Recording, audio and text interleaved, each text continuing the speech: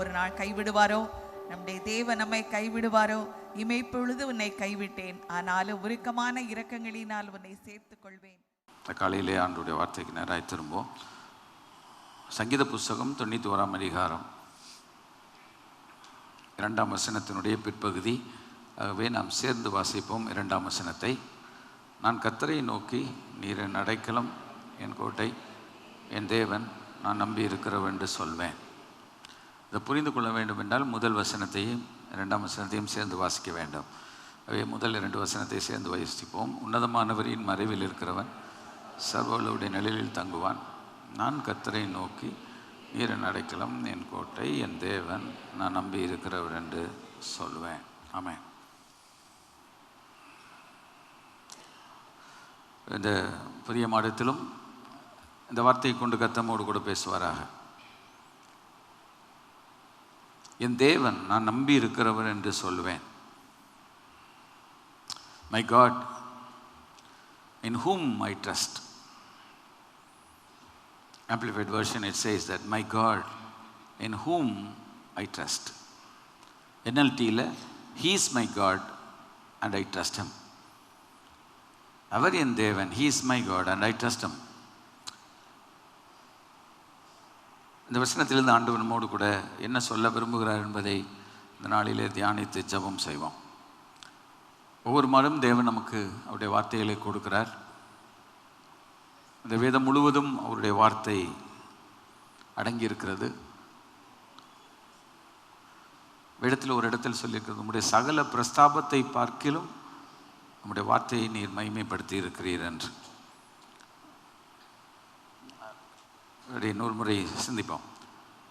எல்லாத்த காட்டிலும் ஆண்டவர் இந்த வார்த்தையை எப்பொழுதும் கனப்படுத்துகிறவர், காப்பாற்றுகிறவர். ஏனென்றால் அவர் இந்த வார்த்தைக்குள்ளே இருக்கிறார். அவரே அந்த ஜீவ வார்த்தை. எங்கெல்லாம் ஜீவ வார்த்தை பிரசங்கிக்கப்படுகிறதோ அங்கே ஜீவன் மனிதருடைய உள்ளங்களிலே பிரவேசிக்கிறது.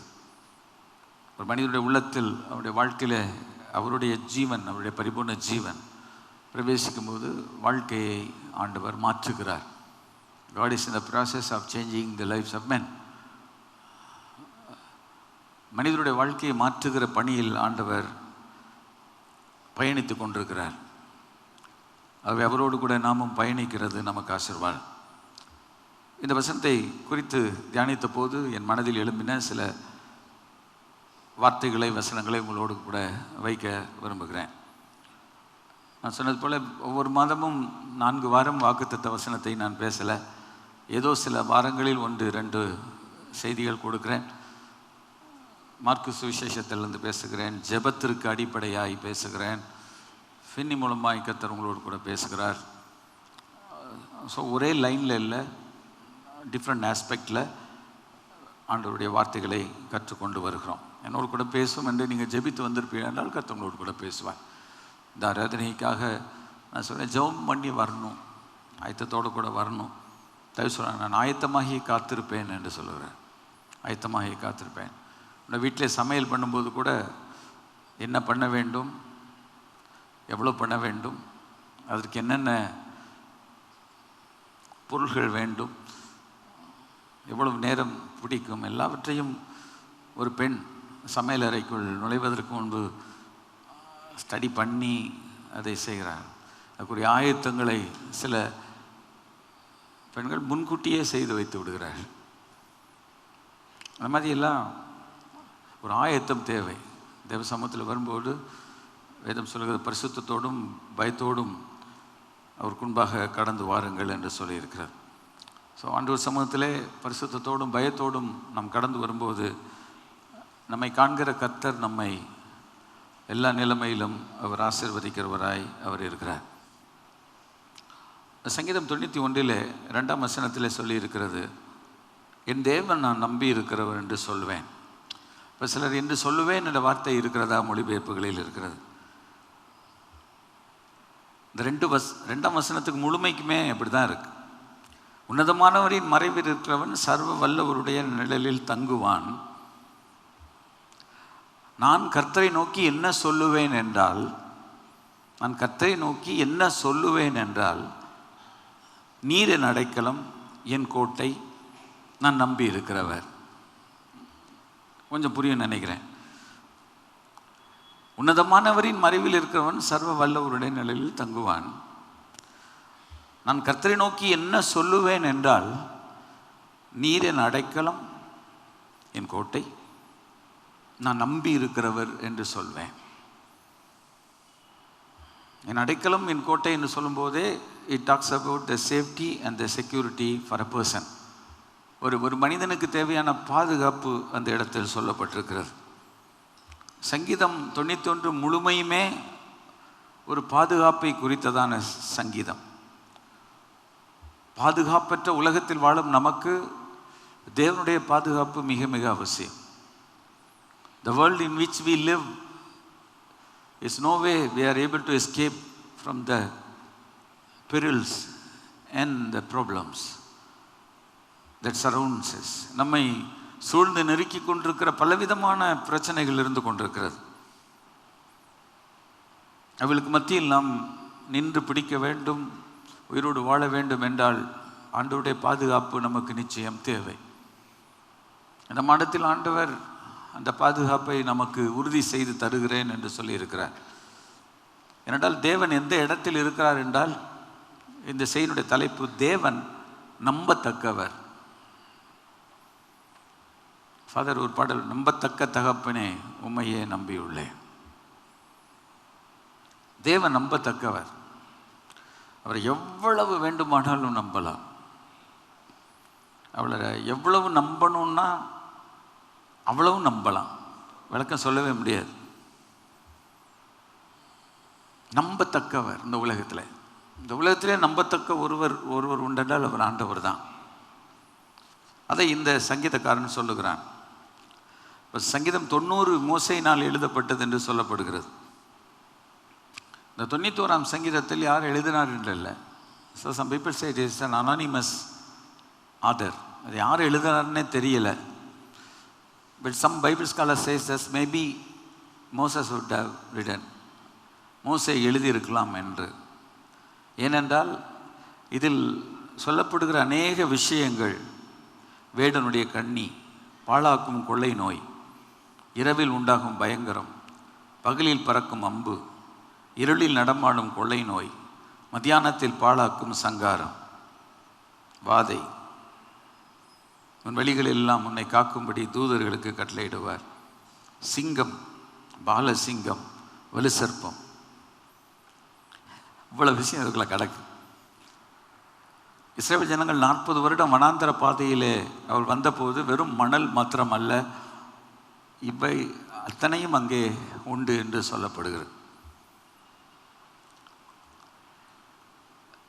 இஸ்ரேலிருந்து ஈஜிப்ட் பார்டரை கிராஸ் பண்ணுறதுக்கு ஒரு 4 மணி நேரம் 5 மணி நேரம் பஸ் பிரயாணத்தில், வனாந்தரத்தில் வெறும் மண்ணும் மலையும் தவிர எதையும் பார்க்க மாட்டோம்.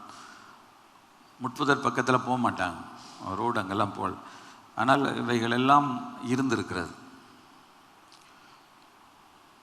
அந்த பாதையை பார்க்கும்போது ஒன்றும் இல்லை, இன்பமும் இல்லை. 2000 வருஷத்துக்கு பிறகு கூட ஒரு தண்ணி குடிக்கிறதுக்கு இடம், நிறுத்துகிற இடத்துல ஹோட்டலில் தண்ணி விலைக்கு வாங்கி கொடுக்கணும். அப்போ 2000 வருடங்களுக்கு, 4000 வருடங்களுக்கு முன்பாக, 3000 வருடங்களுக்கு முன்னால் எப்படி இருந்திருக்கும் யோசிச்சு பாருங்க. ஸோ மோசே இந்த ஜனங்களை நடத்தினதினால் ஒருவேளை இதெல்லாம் அவன் கண்ணில் வந்து போயிருக்கும், அவன் எழுதியிருக்கலாம் என்று சொல்கிறார்கள் போட்.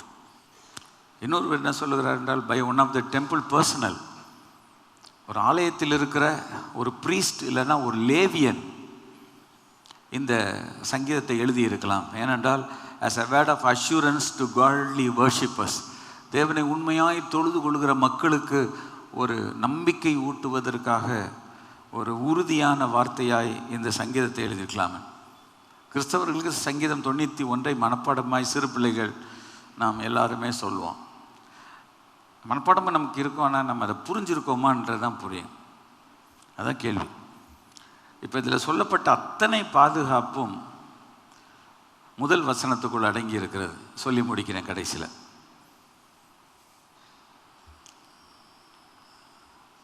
ஒரு விஷயத்தை சொல்லிட்டு, உன்னதமானவரின் மறைவில் இருக்கிறவன் சர்வ வல்லவருடைய நிழலில் தங்குவான். ஓகே, அப்படி தங்குற ஒருத்தன் சொல்கிற வார்த்தை தான், நான் கர்த்தரை நோக்கி என்ன சொல்வேன் என்றால், நீர் என் அடைக்கலம், என் கோட்டை, நான் நம்பி இருக்கிறவர். Who can say? யார் இதை சொல்ல முடியும்? யாரெல்லாம் இதை சொல்ல முடியும்? மேலே இருக்கிறது. சரி, அதுக்கு இப்போ போல. ஆனால் 2வது வசனத்தில் இதைத்தான் ஆண்டவரின் மனதில் வைத்தார். உங்களுக்காக ஜெபித்த போது ஆண்டவர் இந்த மாட்டிலே கொடுத்த வார்த்தை, என் தேவன் நான் நம்பி இருக்கிறவர். என் ஆண்டவர் எப்படிப்பட்டவர்னா, நான் நம்பி இருக்கிறவர். நம்பி இருக்கிறவர் என்றால் கடந்த காலத்தையும் நிகழ்காலத்தையும் எதிர்காலத்தையும். என் ஆண்டவர் நம்பத்தக்கவர் என்பது இந்த சங்கீதத்தை எழுதின தேவ மனிதனுடைய கூற்றாக இருக்கிறது. நம்பத்தக்கவர். ஒரு பாடல் சமீப நாட்களில் ஒருவர் பாடினார், நம்புவேன் என் இயேசு ஒருவரை, நம்புவேன் என் இயேசு ஒருவரை. நம்புவேன். சென்னையில் அந்த பாடல் பிரபல்யம். இயேசுவை நாம் நம்பலாம், ஆண்டவரை நாம் நம்பலாம். ஏனென்றால் அவர் நம்பத்தக்கவர். இந்த மடத்தில் கால் எடுத்து வைத்திருக்கிறோம். இந்த வாழ்க்கையில் உள்ள எல்லா சவாலுக்கும் எதிர்பார்ப்புகளுக்கும் நம்பிக்கைக்குரியவர் ஒரே ஒருவர் தான், அவர் நம்முடைய ஆண்டவர். ஆகவே நான் கர்த்தரை என்ன சொல்வேன் என்றால், நான் நம்பத்தக்கவர் என்று நான் சொல்வேன். கர்த்தருடைய பரிசு நாமத்துக்கு மகிமை உண்டாவதாக. ஆதியாகமத்தின் புஸ்தகத்தில் பழைய ஏற்பாட்டில் வாசித்து பார்க்கும்போது, ஆதியாகமம் 48ஆம் அதிகாரம் 11வது வசனத்தில் யாக்கோபு யோசேப்பை பார்த்து ஒரு வார்த்தை சொல்லுகிறான். இல்லை, இஸ்ரவேல்னு போட்டிருக்கோம். இஸ்ரவேலாம் யாக்கோபு. அவன் சொல்கிறான், உன் முகத்தை நான் காண்பேன் என்று நினைக்கல. திரும்ப வாசிக்கிறேன். யோசேப்பை பார்க்குறான். ஆஃப்டர் 17 ஆண்டு வீட்டை விட்டு போயிட்டு நிறைய ஆண்டுகளுக்கு பிறகு அவனை பார்க்குறான். தகப்பன் 12 பிள்ளைகளை பெற்றெடுத்தவன். அவன் ரொம்ப அதிகமாய் நேசித்தவன். எல்லாருக்கும் கொடுக்காத ஒரு வஸ்திரத்தை அவனுக்கு ஆயத்தப்படுத்தி கொடுத்தான். அப்பொழுது யாக்கோபு ரொம்ப ஏஜ்ட் ஆகிட்டான். அவனுடைய கடைசி காலத்தின் தருணம் வருகிறது. நான் சொல்கிறான், உன் முகத்தை நான் காண்பேன் என்று நான் நினைக்கல. எனக்கு நம்ம பிள்ளைகள் கொண்டு வந்து அந்த வஸ்திரத்தை கொடுத்த போது இதோடு தொலைந்தான், நம் பிள்ளை போயிட்டான் நான் நினச்சேன். யோசேப்புன்னு ஒருத்தன் இல்லை, அவ்வளோதான். யோசேப்புன்னு ஒருத்தனுடைய பெயர்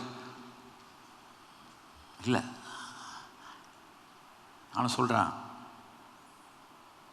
ஆனாலும் பட் இதோ உன் சந்ததியும் காண்டும்படி எனக்கு அருள் செய்தான். உன்னைய பார்ப்பேன் கூட நான் நினைக்கல, நான் இப்போ உன் பிள்ளைகளை கூட நான் பார்க்கிறேன். அதான் ஒரு பாடல், யாக்கோவின் தேவன் என் தேவன் என்று ஒரு பாடல் சமீப நாட்களில் பிரபல்யமாக, யாக்கோவின் தேவன் என் தேவன், அவர் என்னை நடத்துவாரே, அவர் என்னை நடத்துவாரே. இப்போ இதெல்லாம் அவன் நம்புனான்னு இல்லை, ஆனால் அவன் வழிபட்ட ஒரு தெய்வம் என்னென்றால், he gave credit to God. தேவன் எனக்கு அருள் செய்தார் என்று சொல்கிறார். God did this for me. அதான் நம்பத்தக்கவர். நம்ம நம்பினாலும் சரி, நம்பாவிட்டாலும் சரி, நம் நேசிக்கிற ஆண்டவர், நம் வழிபடுகிற ஆண்டவர், நம் ஆராதிக்கிற ஆண்டவர், சில காரியம் நம்முடைய லைஃப்பில் இது நடக்குமா என்று நினைத்தாலும் அதையும் நடத்தி அதையும் தாண்டியும் நடத்த அவர் வல்லவர். பைபிள் படிக்கும்போது தான் நமக்கு தெரியும். இஸ்ரவேல் யோசேப்பை நோக்கி, உன் முகத்தை நான் காண்பேன் என்று நினைக்கல, ஆனால் இதோ உன் சந்ததியை காணும்படி தேவன் எனக்கு அருள் செய்தார் என்றான். ஏன் அவன் சொன்னான்? 45ஆம் அதிகாரத்தில் தன்னுடைய நம்பிக்கையெல்லாம் இழந்திருந்தாலும் 45:28 யோசேப்பு உயிரோடு இருக்கிறான், அவன் எகிப்து தேசத்துக்கெல்லாம் அதிபதியாக இருக்கிறான் என்று அவனுக்கு அறிவித்தார்கள். People came, his own brethren came and told him that still Joseph is alive. அவர்களுக்கும் தெரியாது, still Joseph is alive. Not only he is alive, now he is in a very greater position that God has raised him. அவனை ஒரு பெரிய பொசிஷனில் கொண்டு போய் தெய்வம் வைத்திருக்கிறார். The Bible says அவனுடைய இருதயம் மூர்ச்சை அடைந்தது என்று சொல்லப்பட்டிருக்கிறது. மூர்ச்சை என்றாலே முடிஞ்சிருச்சுன்னு அர்த்தம். அப்படி ஹார்ட்டே நின்றுச்சுன்னு சொல்லலாம். அவன் அவளை நம்பலை. ஏன்னா அந்த செய்தி நம்ப முடியாத ஒரு செய்தி. ஆனால் அவன் சொல்லுகிறான், யோசேப்பு தங்களுடன் சொன்ன வார்த்தையை யாவையும் அவனுக்கு சொன்ன போதும் அவன் நம்பலை. ஏற்றிக்கொள்ள கொண்டு கூட்டிகிட்டு போகிறதுக்கு வண்டிகளை பார்த்தபோது இந்த பைபிள் சேஸ் அவருடைய தகப்பனாகிய யாக்கோபின் ஆவி வைத்தது. இருதயம் மூர்ச்சி அடைஞ்சிச்சு, ஷாக்காச்சு, ஆனால் அவனுடைய ஆவி வைத்தது. இப்போ அவன் சொல்கிறான், இன்னும் உயிரோடு இருக்கிறானா, நான் சாகருக்கு முன்னால் போய் பார்க்கட்டும்ன்றான். ஆண்டவர் எவ்வளோ நல்லவர் பாருங்க. இந்த சம்பவம் சும்மா பைபிளில் கதையாக எழுதப்படவில்லை. நம்முடைய வாழ்க்கையில் எத்தனையோ விஷயங்களில் நம்முடைய நம்பிக்கை, நம்முடைய விசுவாசம், நம்முடைய எதிர்பார்ப்பு அற்று போயிருக்கும். ஆனால் அத்தனையும் தேவன் துளிர்க்க செய்வார், துளிர்விட செய்வார். ஏன்? அதன் காரணம் என்ன? எசாயா 11 ஈசாய் என்னும் அடிமரத்தில் ஒரு துளிர் தோன்றி அவன் வேர்களிலிருந்து ஒரு கிளை எழும்பி செழிக்கும் என்று சொல்லியிருக்கிறது. ஈசாய் என்றால் தாவீதுடைய தகப்பன்.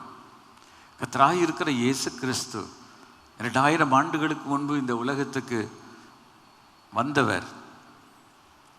அவர் வருவதற்கு 700 ஆண்டுகளுக்கு முன்பு ஏசாயாவில் சொல்லப்பட்டது, ஈசாய் என்னும் அடிமரத்திலிருந்து ஒரு துளிர் தோன்றி ஒரு கிளை எழும்பி செழிக்கும். Jesus will come. When Jesus will come, everything will come into reality. எல்லாம் உண்மையாக மாறும், எல்லாம் மெய்யாய் மாறும். ஏன் இயேசுவை நம்புகிறோம்? ஏன் இயேசுவை பற்றி நாம் சொல்கிறோம்? வருகிற மாதங்களில் இன்னும் இயேசு கிறிஸ்துவுடைய பிறப்பை குறித்து செய்தியாக, நாடகமாக, ஏன் கடந்த வார்த்தை சொன்னேன், சபைக்கு அதை தவிர பெரிய வேலை என்ன வேலை? இயேசுவை பிரபலியப்படுத்துகின்ற வேலை. ஸோ இயேசு என்று ஒரு தேவனுடைய பிள்ளை சொல்லும்போது நம்முடைய உள்ளத்தில் ஒரு பெரிய சந்தோஷம், ஒரு சமாதானம் இருக்கிறது. ஒரு ஒரு ஒரு பாடல் உண்டு, இயேசு என்றதுமே எனக்கு ஒரு இன்பம் பிறக்குதம்மா, இந்த காசினியில் அவர் போல் எவரையும் நான் கண்டது இல்லையாம்மா. இயேசு என்றதுமே எனக்கு ஒரு இன்பம் பிறக்குதம்மா. ஆகவே தான் அந்த நாளில் பாடினான், இயேசுவையே துதிசை மனமே நீ இயேசுவையே துதிசை, இயேசுவையே துதிசை மனமே நீ இயேசுவையே துதிசை.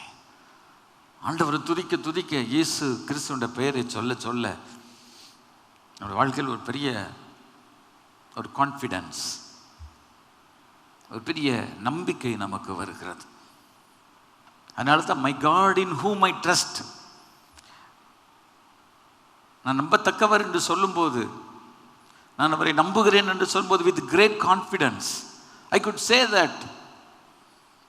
அவர் எவ்வளவு நாள் நான் நம்பினாலும் என்னை ஒரு நாளும் ஆண்டவர் என்னை வெட்கப்படுத்த மாட்டார். அவர்கள் அவரை நோக்கி பார்த்து பிரகாசம் அடைந்தார்கள், அவருடைய முகங்கள் என்ன செய்யலை? வெட்கப்படவில்லை. கர்த்தருடைய பரிசுத்த நாமத்துக்கு மகிமை உண்டாவதாக. இன்னும் உதாரணத்துக்கு கூட சொல்லலாம், சங்கீதம் 39:7 நீங்கள் வாசித்து பாருங்கள். சங்கீதம் 39, அதாவது இந்த நம்பிக்கை ஆண்டவர் மேலே வைக்கிற நம்பிக்கை எங்கேயோ ஒரு இடத்துல ஸ்டார்ட் பண்ணணும், ஒரு புள்ளியில் ஆரம்பமாகணும். இப்போ நம்பிக்கை என்பது சும்மா ஜம்ப் பண்ணி வர்றதில்லை. நம்பிக்கை அது எங்கோ ஒரு இடத்தில் ஆரம்பமாகணும். இப்போ இந்த இடத்துல வந்திருக்க ஆண்டோட பிள்ளைகளுக்கு இந்த செய்தி என்ன சொல்லுகிறது என்றால், உங்களுடைய நம்பிக்கை எங்கே இருக்குன்னு நீங்கள் பார்த்துக்கிட்டே வரலாம். இல்லைன்னா அந்த நம்பிக்கை எப்போ நமக்கு வந்துச்சு, இந்த நம்பிக்கை நமக்குள்ளே எப்போ வளர ஆரம்பிச்சிச்சு. ஆல் ஆஃப் அ சடன் வரும், அது வேற. But sometimes, not always. அதுக்கு ஒரு பேசிஸ் வேணும், அதுக்கு ஒரு ஒரு அஸ்திபாரம் வேணும், அதுக்கு ஒரு அடிப்படை வேணும். அதைத்தான் உங்களோடு கூட நான் ஒரு தேவன மனிதனுடைய வார்த்தையை கூற்றாக எடுக்கிறேன். சங்கீதம் 39 தாவீது சங்கீதம் தான். 7ஆம் வசனத்தை வாசியுங்கள். இப்பொழுதும் ஆண்டவரே, நான் எதற்கு எதிர்பார்த்திருக்கிறேன், விட்டுருங்க, நீரே என் நம்பிக்கை என்று சொல்கிறான். You are my hope, in whom I trust. நீர் தான் என்னுடைய நம்பிக்கை. இடத்தில் இந்த செய்தியை கேட்டுக்கொண்டு ஒவ்வொருவரும் உங்களுடைய வேதத்தை திருப்பி இந்த வசனங்களை குறித்து கொண்டு வாருங்கள். இந்த வசனங்களை திரும்ப வீட்டிலே போய் மனப்பாராயணம் பண்ணுங்கள், வாசித்துப்பார். நீரே என் நம்பிக்கை, யூ ஆர் மை ஹோப். இதை அவன் எப்பொழுது எழுதினான்? அரசனான போதா, அரசன் ஆவதற்கு முன்பாகவா? எப்படி இருந்தாலும் அவனுடைய நம்பிக்கை ஆண்டவர் பேல தான் இருந்துச்சு. இப்போ இதை நம்மை பார்த்து நாம் கேட்டுக்கொள்ள, நம்ம கடவுள் மேல் அந்த நம்பிக்கை இருக்கா? ஒரு மாதத்தில், ஒரு வருஷத்தில் 52 வாரம் வருகிறோம். ஒரு மாதத்தில் 52 வெள்ளிக்கிழமை வந்து ஜெபிக்கிறோம், காலையில் மாலையில். 52 தடவை மாலையில் தேவ வசனத்தை எனக்கு போதிக்கிற தேவ பிள்ளையிடத்திலிருந்து நான் கற்றுக்கொள்கிறேன். அதை தாண்டி என் பரிசுத்த வேதாகமத்தை நான் தினந்தோறும் வாசிக்கிறேன். அந்த வசனத்தை நான் தியானிக்கிறேன். எனக்குள் அவரை பற்றிய நம்பிக்கை எவ்வளவு இருக்கிறது? How much hope that I have on Christ. என் நம்பிக்கை எவ்வளவு கடவுள் மேல் இருக்கிறது? சொல்லிது, என் நம்பிக்கை மனிதன் மேல் இருக்கிறதா? மனிதன் கையில் வைத்திருக்கும் பணத்திலும் பொருளிலும் என் நம்பிக்கை இருக்கிறதா? இல்லாவிட்டால் என் சரீரத்தில் இருக்கிற பலத்தின் மேல் எனக்கு நம்பிக்கை இருக்கிறதா? என் சரீரத்தை நான் ரொம்ப பலப்படுத்தி ரொம்ப பயிற்சி பண்ணி அதில் இருக்கிற பலத்தில் நான் நம்பிக்கை வைக்கிறேனா? தேவன் அதில் பிரியம் கொள்ளுகிறவர் அல்ல. வேதம் சொல்கிறது, சரீர முயற்சி அற்ப பிரயோஜனம் என்று சொன்னார். ஏதோ கொஞ்சம் பிரயோஜனம் தான், ஆனால் அதுக்காக அதுதான் முழுசு இல்லை. நம்முடைய ஆத்மா ஒரு சரீரத்தில் வாழ்கிறதே ஒழிய, அந்த சரீரத்துக்கு நாம் கொடுக்க வேண்டிய கனத்தையும் மரியாதை கொடுத்தாலும், கடவுளுக்கு கொடுக்கிறதை காட்டிலும் நாம் அதிகம் கொடுத்தால் கர்த்தர் நம்மை கணக்கு கேட்பார். Definitely the Lord will ask. முதலாவது தேவனுடைய ராஜ்யத்தையும் அதனுடைய நீதியையும் தேடுங்கள். First seek ye the kingdom of God and his righteousness, and all these things shall be added unto you. நம்முடைய சரீரம் தேவன் நமக்கு தந்திருக்கும் ஆலயம். அப்படி பரிசுத்தமாய் காக்க வேண்டியது நம்முடைய பொறுப்பு. அதிலே பாவத்தை உள்ளே வரவிடக்கூடாது, பாவம் குடிக்கொள்ளக்கூடாது. ஆனால் அதே சரீரத்தை நாம் அதிகம் சாப்பிட்டு அழிக்கவும் கூடாது, சாப்பிடாமல் இருந்தும் அழிக்கக்கூடாது. I hope you understand. 24 மணி நேரம் சாப்பிட்டு உடம்பை காலி பண்ண முடியாது. ஒன்றுமே சாப்பிடாம இருந்து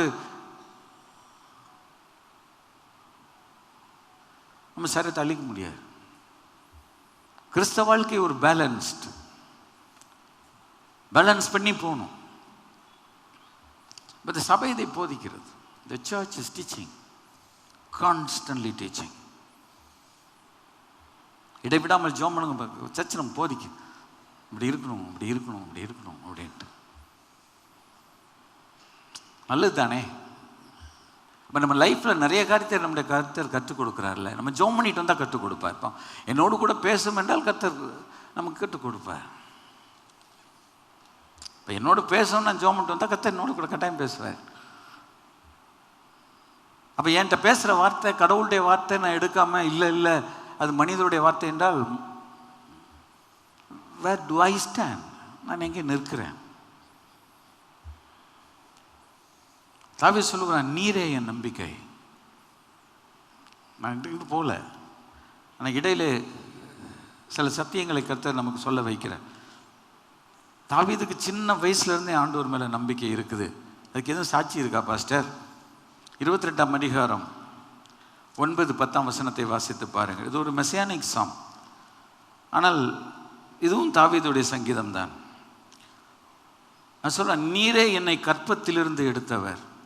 you the one took me from my mother's womb. என் தாயின் கற்பத்திலிருந்து நீர் என்னை எடுத்தவர். நல்லா கவனிங்க. என் தாயின் முளைப்பாலை நான் உண்கையில் என்னை உம்முடைய பேரில் நம்பிக்கையாக இருக்க பண்ணினீர். இந்த நம்பிக்கை எங்கேருந்து வந்துச்சு? என் மதர் என்னை ஃபீட் பண்ணும்போது, எங்கள் அம்மாட்ட நான் பால் குடிச்சிட்டு இருக்கும்போது, அப்போ இருந்தே உண்மையில் எனக்கு நம்பிக்கை. அது வாசிப்பாருங்க, இன்ட்ரெஸ்டிங்காக இருக்கும். நீரே என்னை கற்பத்திலிருந்து எடுத்தவர். என் தாயின் நான் தாய்ப்பால் குடித்து வளரும்போது உம்முடைய பேரில் என்னை நம்பிக்கையாக இருக்க பண்ணினீர். ஏன்? தாவீதுடைய அம்மாவுக்குள்ள அந்த ஃபெய்த் இருந்துச்சு. கைகளை வைத்து கத்திர மகிமைப்படுத்தும். சரி, சில நேரத்தில் நமக்கு முதல் தலைமுறை கிறிஸ்தவர்களாக இருக்கலாம், சில முறை 2ஆம் தலைமுறை கிறிஸ்தவர்களாக இருக்கலாம், சில முறை 3ஆம் தலைமுறை கிறிஸ்தவர்களாக இருக்கலாம், 4ஆம் இருக்கலாம். ஆனால் நமக்கு கடவுள் மேல் உள்ள நம்பிக்கை நம்முடைய தாயிடத்திலிருந்து வருகிறது. கைகளை வைத்து கத்திர மகிமைப்படுத்தும். அதனால தான் ஆண்டவர் அழகாக சொல்கிறார், தகப்பன் சொல்லலையே, தாய் உன்னை மறந்தாலும் நான் உன்னை மறக்க மாட்டேன். அப்படி தானே சொன்னார் இல்லை? அப்போ எத்தனை பேர் இந்த காலை வேளையில் நம்முடைய பெற்றோர் கர்த்தருக்குரியவர்கள், எங்கள் அம்மா அப்பா கடவுளுக்குரியவங்க கர்த்தருக்குரியவங்கன்னு நினச்சி கடவுளை துதிக்க முடியும். எவ்வளோ கர்த்தரை துதிக்கலாம். நமக்கு இன்றைக்கி ஒன்றும் இல்லாமல் இருக்கலாம், நமக்கு வேண்டிய வசதிகள் எதிர்பார்க்கிற காரியங்கள் கிடைக்காம இருக்கலாம். ஆனால் எங்கள் அம்மாவும் எங்கள் அப்பாவும் ஏசாமி பிள்ளை தான், அதுக்கு கை வைத்து எவ்வளோ கர்த்தருக்கு நன்றி சொல்லலாம். எனக்கு ஒன்றுமே இல்லை, நான் சர்ச்சுக்கு வர மாட்டேன்னு சொல்கிறது சரியில்லை. எங்கள் அம்மா அப்பா ஏசாமியுடைய பிள்ளை, அவங்க பால் குடிச்சு நான் வளர்ந்துருக்கிறேன், எனக்கு ஆண்டவர் மேலே நம்பிக்கை இருக்குது.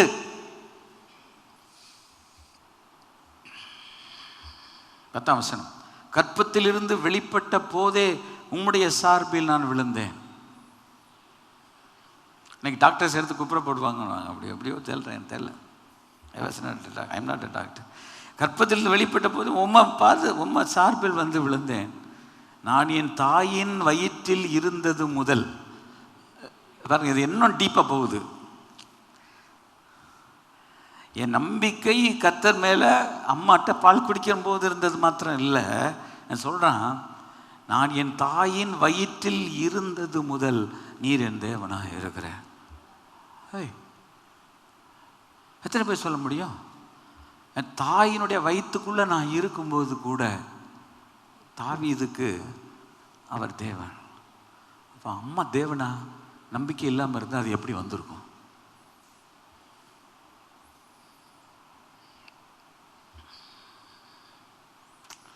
தேவன் மேல் ஒரு நம்பிக்கை என்பது, ஆண்டவரே, இப்போ ஒரு பாட்டு பாடணும், இஸ்ரவேலே கர்த்தரை நம்பு, அவரே உனக்கு துணையும் கேடகமாக இருக்கிறார். இஸ்ரவேலே கர்த்தரை நம்புன்னு சொல்லும்போது யாரா சொல்லுது? இஸ்ரவேல் ஜனங்களை பற்றி சொல்லியிருக்கு நம்ம சொல்கிறோம். ஆனால் இஸ்ரவேல் யார்? யாக்கோபுன்னு சொன்னேன். யாக்கோபுடைய அப்பா ஈசாக்கு, ஈசாக்குடைய அப்பா ஆபிரகாம், ஆபிரகாமுடைய அப்பா தேராகு, தேராகு விக்கிரகத்தை வணங்கிட்டு இருந்தா. ஆனால் ஆபிரகாமை தேவன் ஆதியாகமம் 12 அழைக்கிறார். நீ உன் இனத்தையும் உன் ஜனத்தையும் உன் தகப்பன் வீட்டையும் விட்டு புறப்பட்டு நான் உனக்கு காண்பிக்கும் தேசத்துக்கு போ. மெசொப்பொத்தாமியா சமவெளியிலிருந்து அவனை கூப்பிடுறார். அப்போ இஸ்ரவேலே கர்த்தரை நம்புன்னு சொல்லும்போது அவங்க 2-3 தலைமுறை முன்னால் இருக்கு, அவங்க கர்த்தரை நம்பி இருக்கிறாங்க. கைகளை வைத்து கர்த்தரை மையப்படுத்தும். ஆபிரகாம் தேவனை விசுவாசித்தான், அது அவனுக்கு நீதியாக என்ன பண்ணுறது? நம்முடைய ஸ்பிரிச்சுவல் அந்த ஹெரிடிட்ரி ரொம்ப முக்கியம். இந்த இடத்துல வந்திருக்கவங்க முதல் முறையாக இயேசுவை ஏற்றுக்கொண்டவங்கன்னா அது உங்களுக்கு கிடைக்கலன்னு சோர்ந்து போயிடாதீங்க. ஆனால் உங்களுக்கு ஒரு பெரிய சவாலை நான் உங்களுக்கு சொல்லுகிறேன்.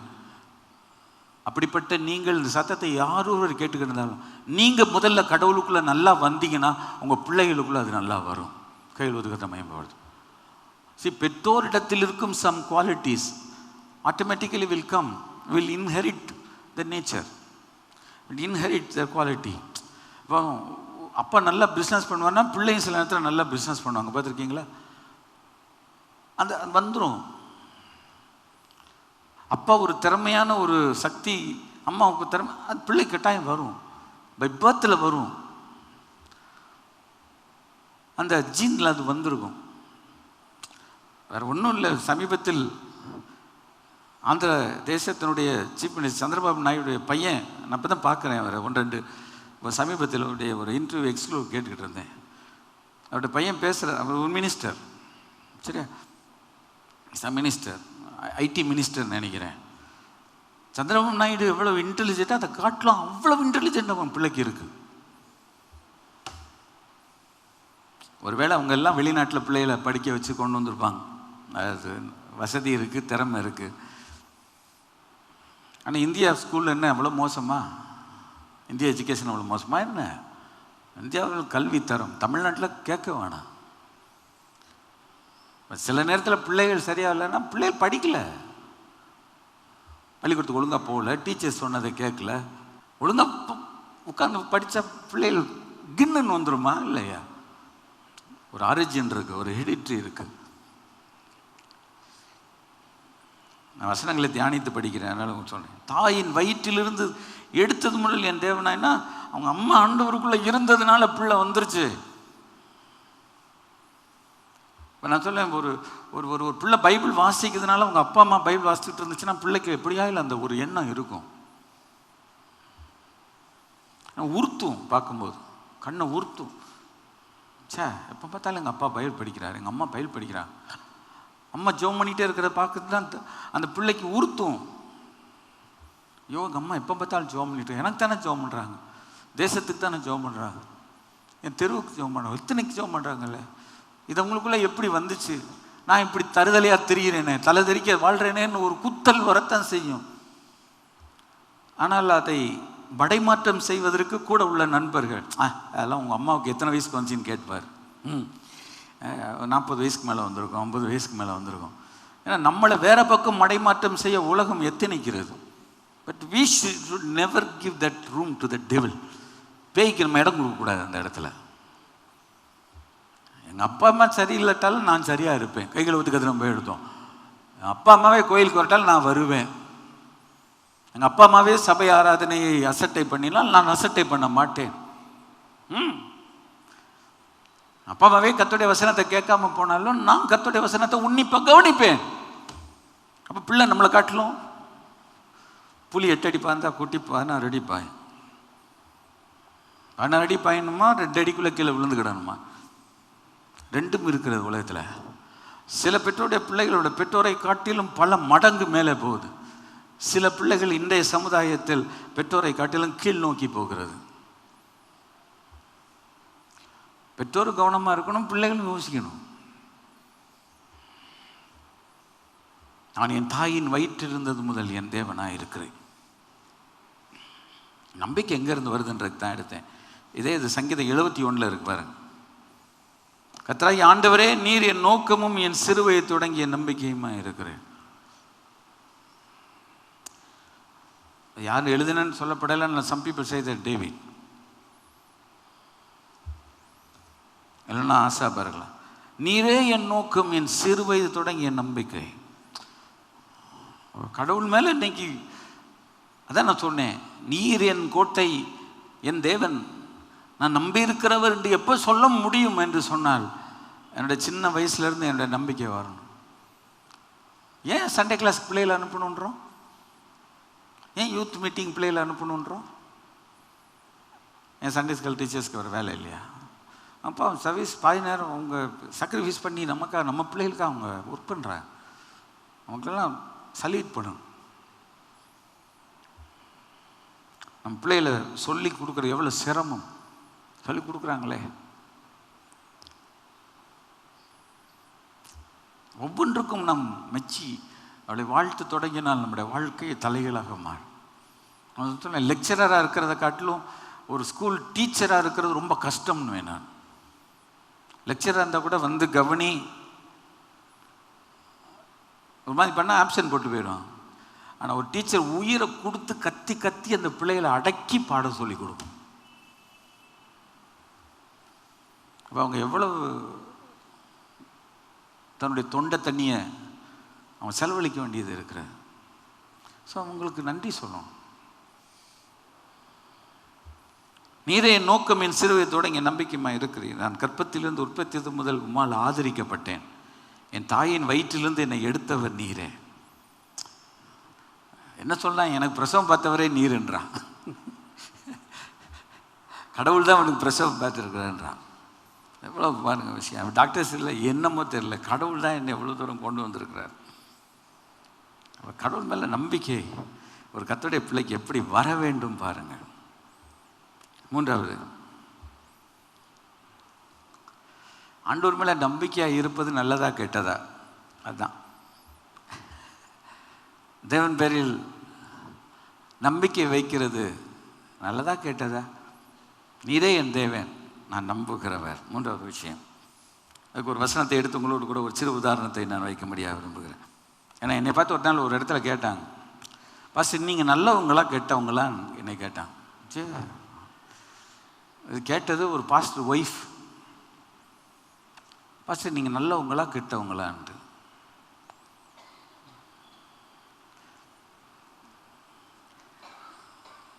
இந்த இடத்துல சூழ்நிலைமையை பார்த்துட்டு சொன்னேன், இயேசுவே சொன்னார் நல்லவன் ஒருவனும் இல்லையே. அப்புறம் உங்கள்கிட்ட பேசிக்கிறேன்னு வந்துட்டேன். திரும்பவும் என்னை இடைமறித்து ஒரு திருமணத்தில் கேட்டாங்க, பாஸ்டர் நீங்கள் நல்லவங்களா நீங்கள் கெட்டவங்களா? சரி, தேவன் பேரில் ஒரு நம்பிக்கை வைக்கிறது நல்லது, ரொம்ப பாக்கியம். எரேமியா 17ஆம் அதிகாரம் 7ஆம் வசனம். எரேமியா 17:7 வாசிக்கலாமா? கர்த்தர் மேல் நம்பிக்கை வைத்து கர்த்தரை தன் நம்பிக்கையாய் கொண்டிருக்கிற மனுஷன் பாக்கியவான். கேட்டா திரும்ப வாசிப்போம் எல்லாரும். கர்த்தர் மேல் நம்பிக்கை வைத்து கர்த்தரையே தன் நம்பிக்கையாய் கொண்டிருக்கிற மனுஷன் பாக்கியவான். பாக்கியவானா ஆசீர்வதிக்கப்பட்டவன், கொடுத்து வச்சவன். யாரு கொடுத்து வச்சவன்? இப்போ அந்த வசனத்தில் கேள்வி கேளுங்க. ஒன்று, கர்த்தர் மேல் நம்பிக்கை வைக்கணும், அது ஒரு ஸ்டேஜ். சின்ன பிள்ளையிலேருந்து அந்த நம்பிக்கையை நமக்குள்ளே ஊட்டி கொண்டு வரான். அடுத்து, கர்த்தரையே தன் நம்பிக்கையாகி கொண்டிருக்கிற மனுஷன். அப்போ என்ன அர்த்தம்னா, எ ஹோப்பே ஆன் கிரைஸ்ட். இது மனுஷனை மதிக்கக்கூடாது, அவங்கள தரந்தாழ்த்தி பேசணும் அப்படின்னு நான் சொல்லலை. ஆனால் அவங்கள மதிக்கணும், ஆனால் நம்ம நம்பிக்கை கடவுள் மேலே தான் வைக்கணும். கைகளை ஒத்துக்க. நான் திரும்ப நான் சொல்லிக் கொடுக்குறேன். மனுஷனை மதிக்கணும், ஆனால் நம்பிக்கை விசுவாசத்தை கர்த்தர் மேலே வைக்கணும். வேதம் சொல்லுகிறவன் பாக்கியவான் என்று. இப்போ எரேமியா இயேசு வருவதற்கு இத்தனை ஆண்டுகளுக்கு முன்பு இதை எழுதினா, கர்த்தரை மேல் நம்பிக்கை வைத்து கர்த்தரை தன் நம்பிக்கையாக இருக்கிற மனுஷன் பாக்கியவான்னு சொல்லியிருக்கேன். கெட்டவன் கெட்டு போவான்னு இங்கே பைபிளில் இருக்கா? இதை திரும்ப உங்களுக்கு ஒவ்வொரு வாரம் வலியுறுத்திட்டே வரேன். எதுக்குன்னா, இந்த மாதிரி ஒரு டீச்சிங் ஊடையில் கிறிஸ்டியானிட்டுக்குள்ளே விட்டுக்கிட்டே இருக்காங்க. அவங்களுக்கெல்லாம் ஒன்றும் இருக்காது, அவங்களுக்கு ரொம்ப கிடைக்காது. மகிமைன்றாங்க, மகத்துவம்ன்றாங்க, இதெல்லாம் உலகத்தில் ஆண்டவர் தருவார்ன்றா. ஆசீர்வாதத்தை மாத்திரம் ஆண்டவர் தருவார்னு சொல்கிறதுக்கு அவங்களுக்கு அவ்வளோ கூசுது. ஏற்றவா விடுங்க. கர்த்தர் மேல் நம்பிக்கை வைத்து கர்த்தரை தன் நம்பிக்கையாகி கொண்டிருக்கிற மனுஷன் பாக்கியவான். அவன் எப்படி இருப்பான் எல்லாம் நிறையா இருக்குது, அதுக்குள்ளே வேண்டாம். இதை வாசித்து கொண்டிருக்கும்போது ஒரு ஒரு சின்ன உதாரணம் மனதிலே வந்தது, அதை சொல்லி கடன் செல்ல விரும்புகிறேன். இப்போ 2 ராஜாக்களின் புஸ்தகம் 18ஆம் அதிகாரம் 5ஆம் வசனத்தை வாசித்து பாருங்கள். ஒரு ராஜாவை குறித்து சொல்லி இருக்கிறது. சரியா? 2 விஷயம் சொல்லணும். சரி, ஒன்று, அது யாரை குறித்து சொல்லி இருக்கிறதுனால எசேக்கியா ராஜா. பைபிள் வச்சுக்க. 2 ராஜாக்கள் 18ஆம் அதிகாரம். எசேக்கியா ராஜா, அவன் 13வது ரூலராக வர்றான். இஸ்ரவேலில் ஒரு ராஜா வர்றாரு, யூதாவில் ஒரு ராஜா வர்றாரு, 13வது ராஜா என்று சொல்லப்படுகிறது. ஒரு நல்ல ஒரு கடவுள் பிள்ளை. ஏன்னா 3வது, அவன் தன் தகப்பனாகிய தாவீது செய்தபடியெல்லாம் கர்த்தரின் பார்வைக்கு செம்மையானதை செய்தான். என்ன செஞ்சான்?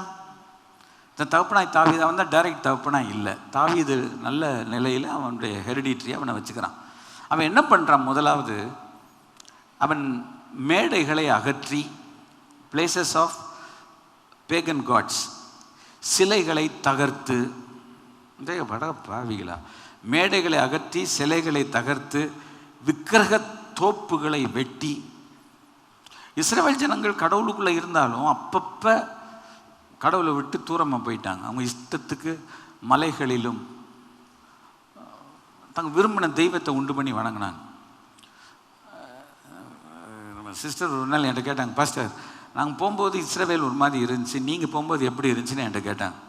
பாலும் தேடும் ஓடுகிற தேசம். நான் கால் வச்சு பார்த்தேன், ஒன்றையும் காணும். நம்ம நினைக்கிற பாலும் தேடினா கீழே கொட்டி விட்டுருப்பாங்க, நம்ம அப்படியே மிதிச்சுக்கிட்டு போகலாம் அப்படின்ட்டு. இப்போ நம்ம ஷூ போட்டு போகிறோம், இல்லைன்னா செருப்பு போட்டு போகிறோம். செழிப்பை தான் குறிக்கிறது பாலும் தேனும். ஆனால் முன்பு போல் இப்போ இல்லைன்றதுக்கு என்ன காரணம் நினைக்கிறீங்க? உபாகமத்தில் சொன்னார் ஆண்டவர், நான் கொடுக்குற தேசம் எல்லார காட்டிலும் ஆசீர்வாதமான தேசம், சின்ன தேசம்தான். வானத்தின் மழை தண்ணீரை குடிக்கிற தேசம். நான் உனக்கு ஊற்றுவேன், தண்ணி ஊற்றுவேன்னார். ஆனால் இஸ்ரவேல் ஜனங்கள் பண்ண அட்டூழியத்தினால, அக்கிரமத்தினால, தலைதெறிக்க வாழ்ந்ததுனால, விருப்பம் போல் இருந்ததுனால, வேதத்தில் சொல்லி இருக்கிறது, நான் வானத்தை திறந்து மழையும் கொடுப்பேன்றாரு. ஒரு இடத்துல சொல்கிறாரு, வானம் மழை பெய்யாது, வெண்கலத்தை போல் ஆக்குவேன்னார். ஸோ மழை தண்ணியை தடுத்துட்டாருன்னா செழிப்பு அடிச்சிட்டாருன்னு அர்த்தம். இஸ்ரவேல் ஜனங்களினுடைய தேசம் அதிகபட்சம் பாழ்பட்டு போனதுக்கு காரணம் அவனுடைய விக்கிரக ஆராதனை. அவன் மனம் போல போனது, இஷ்டம் போல தெய்வத்தை, வேற தெய்வத்தை கும்பிட்டது. அவங்களுக்கு தேவன் யெகோவா யாருன்றதை நம்பிக்கை கொடுத்து வச்சிருந்தார், அறிவை கொடுத்து வச்சிருந்தார். எப்பவுமே நமக்கு தெரியும் நம்முடைய வாழ்க்கையினுடைய ஆசீர்வாதம் எங்கேயா குறைய தொடங்குது, ஆசீர்வாதம் டிக்ரீசிங் லெவலில் போகுதுன்னா செக் பண்ணிடணும், நான் whether I am with God or not, whether I am spending time, கடவுளுக்கு கொடுக்குற நேரத்தை கொடுக்குறேன்னா இல்லை கடவுளுக்கு கொடுக்குற இடத்தை கொடுக்குறேன்னா இல்லை அதை வேற அதை முக்கியப்படுத்துகிறேன்னா. அந்த ஆசீர்வாதம் என்னை விட்டு கொஞ்சம் கொஞ்சமாக போகுதுன்னு சொன்னால் நான் யாரையும் குறை சொல்லக்கூடாது, என்னை உடனே செக் பண்ணி பார்க்கணும். சுகர் செக் பண்ணி பார்க்குறோம், பிபி செக் பண்ணி பார்க்குறோம், கொலஸ்ட்ரால் செக் பண்ணி பார்க்குறோம். எங்கேயா ஒரு இடத்துல உரசல் இருக்குது, திகட்டல் இருக்குதுன்னா நான் என்னை செக் பண்ணி பார்க்காம நான் பாடல இஷ்டப்படி நான் போயிட்டே இருப்பேன்னா, பச்சை மஞ்சள் சிவப்பு, மஞ்சளாக இருந்துட்டா அட்லீஸ்ட் பச்சை கொண்டு வந்துடலாம், சிவப்புக்கு போயிருச்சுன்னா அரம்போகையா. இஸ்ரவேல் ஜனங்களுக்கு எதுக்கு இது சொன்னேன், 3-4 வசனம். இவங்க கடவுளுடைய பிள்ளைகள் ஒரு தப்பு பண்ணிட்டாங்க. கமிங் டு த பாயிண்ட், மோசே பண்ணியிருந்த வெண்கல சர்ப்பத்தை உடைத்து போட்டான் என்று சொல்லியிருக்கிறார். இந்த வெண்கல சர்ப்பம் எப்போ வந்துச்சு? எண்ணாமத்தில் இஸ்ரவேல் ஜனங்க தப்பு பண்ணுறாங்க, ஆண்டவர் பாம்பு அலோவ் பண்ணுறாரு, பாம்பு கடிக்குது, நிறைய பேர் செத்து போகிறாங்க. உடனே மோசே என்ன பண்ணிட்டான், ஒரு வெண்கல சர்ப்பத்தை உண்டு பண்ணி ஒரு கம்பத்தில் மாட்டி நாட்டிட்டான். சொல்கிறான், அதை நோக்கி பார்த்தால் பிழைப்பேன். அது சிலுவையை முன்னடையமலமாக்குகிறது. ஒரு நிஜத்துக்கு முன்பாக ஒரு நிழலாக தெரியுது, அவ்வளோதான்.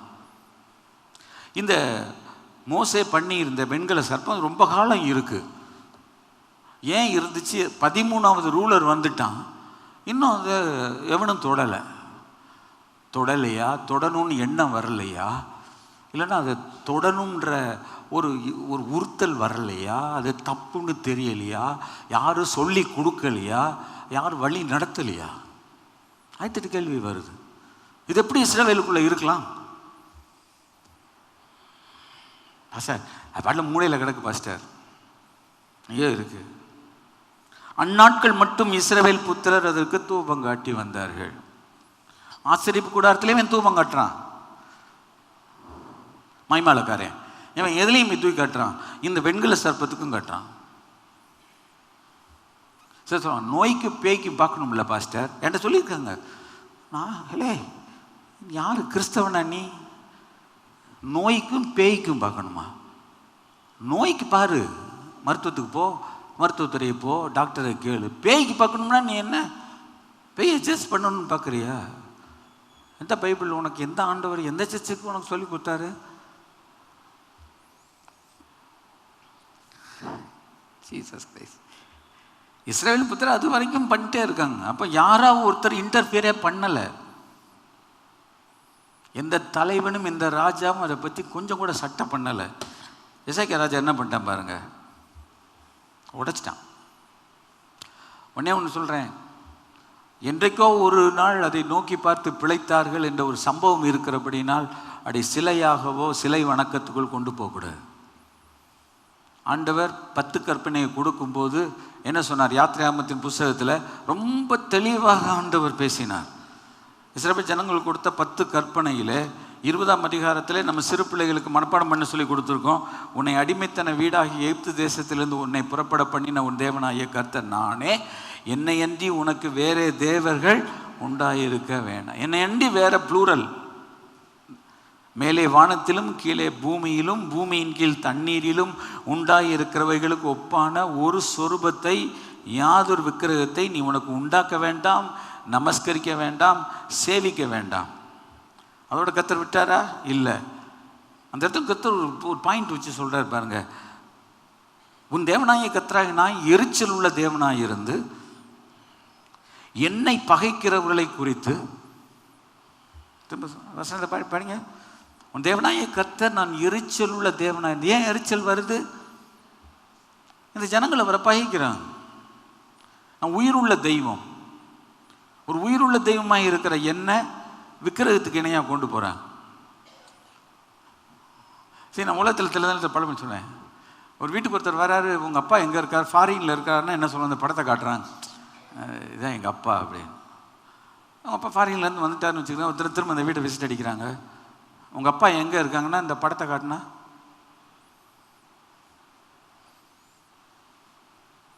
அவர் கல்லு கீழே உட்காந்துருப்பார் சேரில், மீசையை முறுக்கிட்டு அப்படின்றப்பார். அவர் பார்த்து எங்கள் அப்பா தான் இருக்காரு. இல்லை, எங்கள் அப்பா மாதிரி உன்னை செஞ்சு வச்சுட்டு தான் எங்கள் அப்பான்னு சொன்னால், டேய் ஏய் என்னடா பண்ணுற? உயிரோடு இருக்கேன், கல் மாதிரி இருக்கேன், நீ ஒரு கல்லை வச்சுட்டு எங்கள் அப்பான்னு காட்டுற, நீ சாத்தி பிடுவேன் சாத்தி.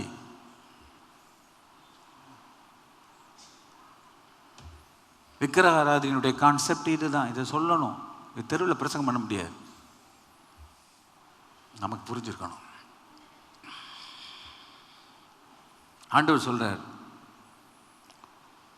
அதனால எனக்கு எரிச்சல் வருது. சில சொல்லும்ல, ஒரு காரியத்தை திரும்ப திரும்ப செய்கிறாங்க, விரும்பாத செஞ்சுக்கிட்டே இருக்காங்க, விரும்பாவதே சொல்லிட்டு இருக்காங்கன்னா நமக்கு என்ன வரும்? டேய் சும்மாரு, பொறுமையாக இருக்கேன், பொறுமையை நீ சோதிக்காத. எவ்வளோ சொல்லுவோம் ஒருத்தர். இப்போ தாயும் தகப்பனும் பிள்ளைகளுக்கு சொல்லிக்கிட்டே தான் இருக்காங்க, செய்யாத, வேண்டாம், விட்டு. இல்லை, ஆண்டவர் இப்போ சொல்கிறாரு, என்னை பகைக்கிறவர்களை குறித்து நீ அதை செஞ்சனா என்ன பகைக்கிறன்னு அர்த்தம். ஆண்டவர் வேற வார்த்தையை போடுறார். என்ன அர்த்தம்? என்னை எளிமையாக நீ நினைக்கிற, என்னை நீ எளிமையாக நீ நினச்சிட்டேன்னா பிதாக்களுடைய அக்கிரமத்தை பிள்ளைகளிடத்தில் 3ஆம் 4ஆம் தடவை விசாரிப்பேன். கவனமாக இருக்கும். சரி, நீங்கள் போய் படிங்க, நல்லா படித்து பாருங்க. அந்த எசேக்கியா ராஜா என்ன பண்ணிவிட்டான்? உடைச்சிட்டான். ஏன்? அடுத்த வசனம் சொல்லுங்க. அவன் இஸ்ரவேலின் தேவனாகிய கர்த்தர் மேல் வைத்த நம்பிக்கையில் அவனுக்கு முன்னாலே யாரும் கிடையாது, பின்னாலே யாரும் கிடையாது, ஒருத்தன் கூட இருந்ததில்லை. ஏன்?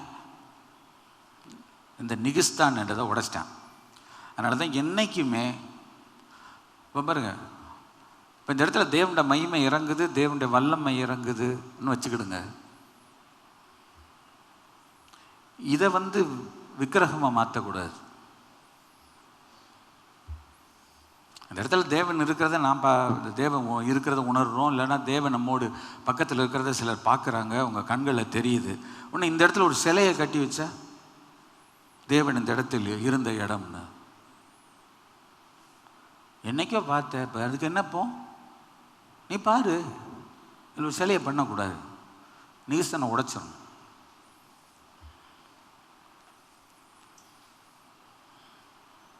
புரியுதா? டேஞ்சரஸ் சிச்சுவேஷன்ஸ் இந்த மாதிரி எல்லாம் யாரோ ஒருத்தர் தெரியாமல் அன்னைக்கு உள்ள சூழ்நிலை பண்ணிட்டாங்க சார். விவரம் இல்லாமல் ஏதோ ஒன்று ஒரு பயத்தில் கடவுள் மேலே உள்ள பக்தியில் செஞ்சிட்டாங்க. ஆனால் அதை நான் ஏன்னா பைபிளில் சொல்லியிருக்கு, அதற்கு என்ன செய்கிறாங்க? அவங்க தூபம் காட்ட ஆரம்பிக்கிறாங்க. நம்ம ஒரு வழியை திறந்தால் அவங்க சாத்தானுக்கு இடம் கொடுத்தா தான் இடம் பிடிப்பான். இடம் கொடுக்காத வரைக்கும் பண்ண மாட்டான், சுற்றி சுற்றி வருவான், நம்மள போயிடுவான். நம்ம இடம் கொடுத்தோம்னா இடம் பிடிப்பான், இடம் கொடுக்கக்கூடாது. நோ, எந்த இடத்துல சேட்டன் என்டர் பண்ணுறான்றதை நம்ம தெரிஞ்சிட்டோம்னா ஸ்டாப் நின்றுணும். இங்க ரோட்டில் போலீஸ்காரன் இருக்கிறாரு, ஒரு காற்று ஆடி காற்று அடிச்சதுன்னா பறந்துட்டு போயிடுவார். ஆனால் அவர் கையில் ஒரு ஸ்டாப்புன்னு ஒரு இது வச்சுட்டு இப்படி பண்ணிட்டு இப்படி நின்றுக்கிட்டு இருக்கான். ஒரு காற்றுல போயிடும்.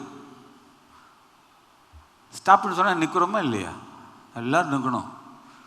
பாஸ்டர் நான் அதெல்லாம் ஒன்றும் இல்லை, எனக்கு தேவன் இந்த பூமியவே எனக்கு ஆசீர்வாதமாக கொடுத்துருக்காரு. நான் எந்த சட்டத்துக்கு நான் போனேன்னா என்னை உள்ளே தூக்கி போட்டுருவாங்க.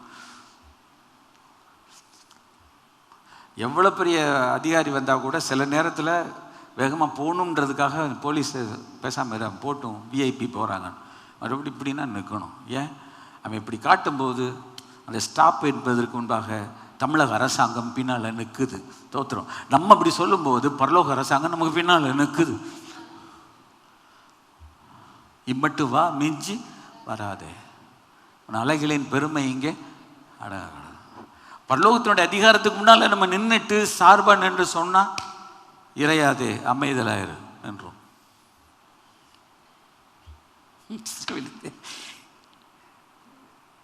எதுக்கு சொல்ல வரேன்? நம்பிக்கை எப்படி இருக்கணும்? ஏன்னா ஜனங்கள் நம்பிக்கை வேற பக்கம் கொண்டு போறாங்க. அவன் கர்த்தரை விட்டு பின் வாங்காமல் முடிக்கிறேன். அவரை சார்ந்திருந்தான். கர்த்தர் மோசே கற்பித்து அவருடைய கற்பனையில கேட்கணும். கடவுள் மேல் நம்பிக்கை இருக்கவங்க எப்படி இருக்கணும்? இருக்கு பாருங்க. கர்த்தரை சார்ந்து அவர் கற்பித்த கற்பனைகள் படி நடந்தான். So what God did it. கடவுள் மேல் இருக்கிற நம்பிக்கையில் ஆசீர்வாதம் என்ன தெரியுமா? எனக்கு ரொம்ப பிடிச்ச வசனம் நான் குறித்து வச்சிருக்கிறேன். கர்த்தர் அவனோடு இருந்தார். The Lord was with him. உலகத்தின் முடிவு பரிந்தும் சகல நாட்களில் உங்களோடு இருக்கிற இந்த வார்த்தையை நம்ம பாட்டில் எடுத்துட்டு இஷ்டத்துக்கு கொண்டு போயிடலாமா வீட்டுக்கு? நிறைய பேர் ஏதோ உலகத்தின் முடிவு பரிந்தும் யார்கிட்ட சொன்னார்? அவரை உலகமெங்கும் புறப்பட்டு போங்கள்ன்றவர்கிட்ட சொன்னார். சகல ஜாதியும் சீஷராக்குங்கள்ன்ட்டு சொன்னவர்கிட்ட சொன்னார். பிதா குமார் பரிசுத்தாவை நாமத்தினால் ஞான ஸ்நானம் கொடுங்கள் என்று சொன்னவிடத்தில் சொன்னார். நான் உங்களுக்கு கட்டளையிட்ட யாவையும் கை கொள்ளுங்கள் என்று உபதேசம் பண்ணினவருக்கு சொன்னார். எல்லாரும் எடுத்து நான் உலகத்தின் முடிவு பரிந்தும் சகல சாராய கடைக்காரன் போட்டான்னா என்ன செய்ய முடியும்? அவன் வசம் போட்டான்னா நம்ம அவர் பேரை வச்சிருக்கவங்க போயிடுவாங்கல்ல. பைபிள் வசனம் போட்டிருக்குடா. ஹலோ, யார் சர்ச்சிலேயே வசனத்தை காணும்? அங்கே போட்டிருக்கு உலகத்தின் முடிய பரிந்த சகல நாட்டில் நான் உங்களோடு கூட இருக்கிறேன். வா வா வா வாங்க போவோம்னு.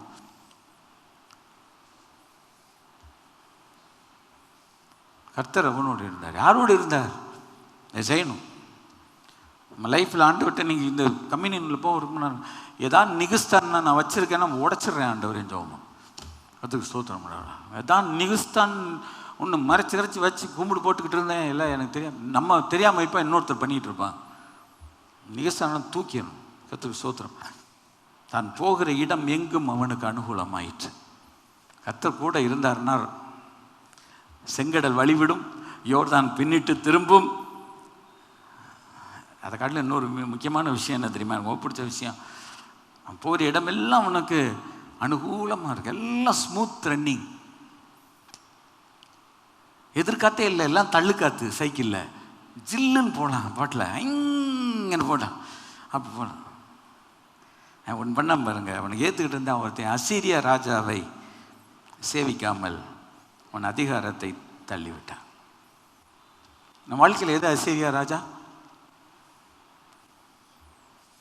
நம்முடைய எதிரி யார்? நம்மை அடிமைப்படுத்தி வைத்திருக்கிறது யார்? நம்முடைய வீட்டில் கண்ணுக்கோள் வைப்பது யார்? நம்ம வீட்டை ஓட்ட போடுறது யார்? ஓட்ட போட்டு உள்ள வர்றது யார்? நம்முடைய ஆசீர்வாதத்தை தின்றது யார்? நமக்கு வைத்திருக்கிற சுதந்திரத்தை அள்ளி கொண்டு போகிறது யார்?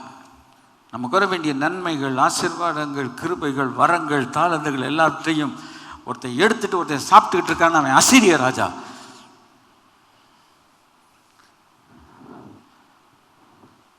அசீரிய பயங்கரமான ஆள். சொல்லி முடிக்க போறேன். அதனால தான் இந்த பகுதி நான் படித்தேன். பயங்கரமான ஆட்கள் அவன். அசீரிய ராஜாவுடைய இராணுவத்தில் உங்களுக்கு தெரியும், நாகமான்லாம் இருந்திருக்கான், பெரிய ஆள் இருந்திருக்கான். அதிகாரத்தை தள்ளி விட்டான். அவனுக்கு இந்த அதிகாரத்துக்கு இதை தள்ளி வர்றதுக்கு தைரியம் வந்தது என்ன, தில் வந்ததுக்கு காரணம் என்னன்னா கர்த்தர் என் கூட இருக்கிறார், என் கூட கர்த்தர் இருக்கார். நான் கர்த்தருக்கு பிரியமானதை செய்கிறேன், அவருக்கு பிரியமானதை நான் செய்கிறதுனால அவர் என் கூட இருக்கிறாரு. அதனால் என் மேலே யாரும் குதிரை ஓட்ட முடியாது, என் மேலே யாரும் ஜட்காலாம் பண்ண முடியாது, என்ன தலையில் முளகரைக்க முடியாது, என்ன அடிமைத்தனத்துக்குள்ளே படுத்தி இப்படி உள்ளே வச்சு நான் சொன்னேன் கேட்கணும், உட்காரு எந்திரினா எந்திரி, நடக்காது, தூக்கி எறிங்கிறான். கர்த்தர் மேல் ஒரு தேவனுடைய பிள்ளை நம்பிக்கையை வைத்திருந்தார், கர்த்தரையே தன் நம்பிக்கையாய் கூட்டு இருந்தார். அசீரிய அதிகாரங்களை எல்லாம் தீட்போ தோண முடியாது. என்ன 8ஆம் வசனம், பெலிஸ்தரை காசா மட்டும் அது எல்லைகள் பரியந்தம் காவலாளர் காக்கிற கோபுரங்கள் அரணான நகரம் முறியடிதான், டோட்டலாக டிஸ்ட்ராய் பண்ணிட்டான். May the Lord give us the victory. கர்த்தர் மேலே நம்பிக்கையாக இருக்கிறது எவ்வளோ பெரிய ஆசீர்வாதம். அவனை சொல்லி நான் முடிக்கிறேன் டைமில். 2 நாளாகமும் 32ஆம் அதிகாரம் 7ஆம் 8ஆம் வசனங்களை படித்து பாருங்கள். ஒரு டைம் ஆச்சு, அவங்க குரூப் சேர்ந்து வந்துட்டாங்க. 32ஆம் அதிகாரம் ஏசாயால இருக்குது, நாளாகமத்தில் இருக்குது, 7ஆம் 8ஆம் வசனம். அசீரியா ஒரு பெரிய மிலிட்ரி ஸ்ட்ரென்த்தோட ஒரு டைமில் வந்துட்டாங்க உள்ள. அப்போ என்ன சொல்கிறாப்புல என்றால், நான் சொல்கிறேன் பயப்படாதீங்க, அவங்களோட இருக்க காட்டில் நம்மோடு இருக்கிற தெய்வம் பெரியவர் அப்படின்னு சொல்லி ஜனங்களை தேற்றுகிறான். ராஜா ஜனங்களை தேற்றணும், ராஜா ஜனங்களை தைரியப்படுத்தணும். நான் நீ சொன்னேன், ராஜா தான் தன் மேஜையில் வைத்திருக்கிற ஆகாரத்தை கொண்டு தேசத்தை போஷிக்கணும். சும்மா ராஜான்னு சொல்லிட்டு கிரீடத்தை வச்சுக்கிட்டு தெரியறதுக்கு இல்லை. ஒரு ராஜான்னா ராஜா மாதிரி இருக்கணும், யுத்தத்தை நடத்தணும், ஜெயிக்கணும், ஜனங்களை அமைதியாக சமாதானமாக சந்தோஷமாக அவங்கள வாழ வைக்கணும். இப்போ அவங்களுக்கு எதிராக வந்திருக்கிற இவங்களை ஒன்றுமே பண்ண முடியல, பயங்கர பிரச்சனையாக இருக்குது. ஏன்னா அசீரிய ராஜா சனகிரிப் கில்லாடி, அவன் யார் அனுப்புகிறார்? ரப்சாக்கை அனுப்புகிறான். நீங்கள் வீட்டில் போய் படிச்சு பாருங்க, டைம் இல்லை. ரப்சாக்கை தான் படை தளபதி. இங்கே 3 பேர் போய் நிற்கிறாங்க, அவங்கள வச்சு வாங்குன்னு வாங்குறான், வாங்கி தட்டு. இதை நீங்கள் எங்கே படிக்கலாம்னா ஏசாயா 36 படிக்கலாம். ஏசாயா 36ஆம் அதிகாரத்தில் இந்த சம்பவத்தை படிக்கும்போது உங்களுக்கு தெரியும். பயமுறுத்துறான். இப்போ இவங்கெல்லாம் சொல்கிறாங்க, கெஞ்சுறாங்க, சீரிய பாஷையில் பேசுவோம், அது எங்களுக்கு தெரியும், இந்த ஜனங்கள் கேட்டால் யூத பாஷையில் அவங்களுக்கு புரிஞ்சிருச்சுன்னா நம்ம. ரப்சாக்கே 12ஆம் வசனம்லாம் நீங்கள் இந்த வார்த்தையை நீங்கள் பைபிளில் படித்து பாருங்கள். இந்த வார்த்தையெல்லாம் பைபிளில் எங்கே போட்டிருக்கு? ஏண்டா நாங்கள் வந்திருக்கிறது எதுக்கு வந்திருக்கோம்னு கேட்குறேன். நீங்களே படித்து பாருங்கள், நான் படிக்கலை. நான் எதுக்குடா வந்திருக்கோம்? சும்மா வந்து விளையாண்டு போகிறதுக்கு வந்திருக்கோமாங்க? பயங்கர சத்தம் போட்டு சொல்கிறான். இவங்க சொல்கிறேன், நீங்கள் அசீரியாவிலே பேசுங்க, யூத பாஷையில் பேசாதீங்க, ஏன்னா இவங்க பயந்துருவாங்க.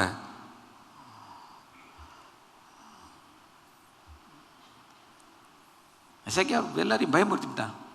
இவன் என்ன பண்ணுறான், நேராக போய் ஏசாயா தீர்க்கதரிசிட்ட போய் சொல்லி எனக்காக ஜெபம் பண்ணுங்க எல்லாம் சொல்லி எல்லா காரியங்களையும் நடத்தி கொண்டு வந்து இப்போ இருக்கிறான். பயந்து போய் உட்கார்ந்துருக்கிறான். அவன் என்ன தெரியுமா சொல்கிறான்? அதான் சொல்லி முடிக்கிறேன். எசேக்கியா உங்களை வஞ்சியாதபடிக்கு பாருங்கள். அந்த வசனத்தை கவனிங்க. அவன் எது ராஜா யாரை அனுப்பி, ரப்சாக்கையை அனுப்பி சொல்கிறான், டேய் உங்கள் ராஜா சொல்கிற வார்த்தையை நம்பாதீங்க, அவன் உன்னை ஏமாத்துறான். எதுக்கு தெரியுமா? அவன்லாம் ஒன்றும் என்ன செய்ய முடியாது, எகிப்து அவன் உங்களை காப்பாற்ற முடியாது. ஏன்னா அவன் யாரை நம்பி இருக்கிறான்னா 36ஆம் அதிகாரத்தில் அவன் எகிப்தை நம்பி இருக்கிறான். எகிப்து வந்து அன்டெஸ்டட் பார்ட்டி, அன்டெஸ்டட் நேஷன். அதோடைய பலனை இன்னும் நிரூபிக்கவே இல்லை. அது ஒரு நெறிந்த நாணல் போல இருக்குது. இப்படி கை வச்சா இப்படி வளைஞ்சிரும், இப்படி வச்சா அப்படி வளைஞ்சு போயிடும். எகிப்தியா நம்புற? பண்ணாத, எங்களை நம்பு, எங்களை நம்புன்றான். பாவி இந்த மாதிரி டைலாக் கொடுக்குறான். பேசியிருக்கிறது பாருங்களேன். 14ஆம் வசனம், எசேக்கியா உங்களை வஞ்சியாதபடிக்கு பாருங்கள், உங்களை தப்பு வைக்க மாட்டான், கர்த்தர் நம்மை நிச்சயமாய் தப்பு வைப்பார்னு பாஸ்டர் மாதிரி பேசிக்கிட்டே இருப்பார் ஒவ்வொரு வாரமும். நம்பாத, பாஸ்டர் சொல்கிறத நம்பாத. இந்த மாதிரி நிறைய பேர் சொல்கிறாங்களே, நம்ம ஒரு சத்தியத்தை சொல்லிக் கொடுக்க வேண்டியது, இவங்க போய் பைபிள் எடுத்துகிட்டு பாஸ்டர் சொன்னது கொஞ்சம் ரைட்டு, அப்போ கொஞ்சம் தப்புன்னு தானே நீ சொல்கிற, எதுக்கு உனக்கு இந்த வேலை, சொல்லி பார்த்துட்டு போன்னுவார். பாஸ்டர் சொன்னதில் கொஞ்சம் உண்மை இருக்குது, அப்போ பார்த்து போயிருக்கோ.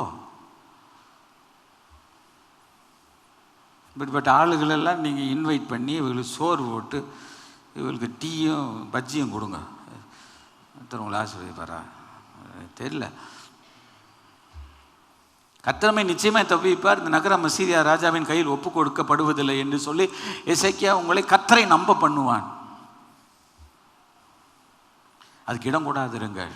பாருங்களேன், ஒரு சர்ச்சுக்கு எகெயின்ஸ்டாக ஒரு உலகம் இப்படி தான் செயல்பட்டு இருக்குது. இது இன்னொரு ஆவிக்குரிய உலகம். இது என்ன ஆவி? தேவ ஆவியா, பரிசுத்த ஆவியா, எந்த ஆவி?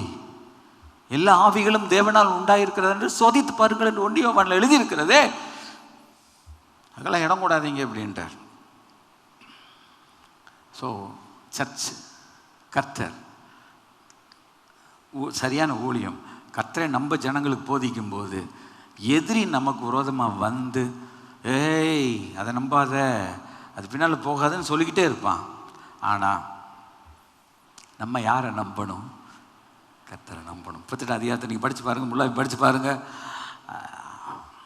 ஒரு ஹெல்ப் கேட்குறான் ஏசாயா, போய் கடவுள்கிட்ட போய் அவன் அழுகிறான், ஆண்டவர்கிட்ட கேட்குறான்.